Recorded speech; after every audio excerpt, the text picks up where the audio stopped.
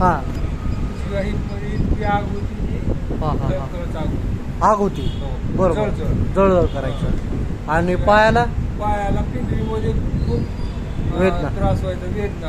हा हा हा आणि अशा वेदना व्हायच्या उभा टाकल्यावर या कुंड्यामध्ये हा हा हा जणू काही सुयामध्ये टोचल्यात, अरे बापरे दाबणानं टोचल्यासारखी इतक्या वेदना व्हायच्या. आणि भगभग व्हायचं जळजळ व्हायचं जळजळ आणि तसला त्रास.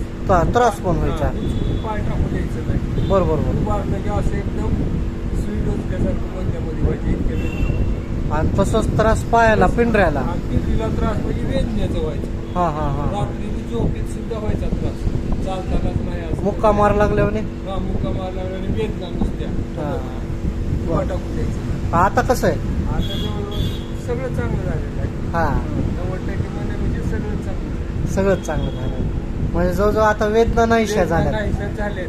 हा आणि चौथी रात्री वेळ व्यवस्थित आहे. झोप हा, काहीच नाही. हा ही माझी 4थीच वेळ आहे फक्त. चौथीच वेळ आहे हा. बेस्ट बेस्ट तू कौटिक आहे ना सर?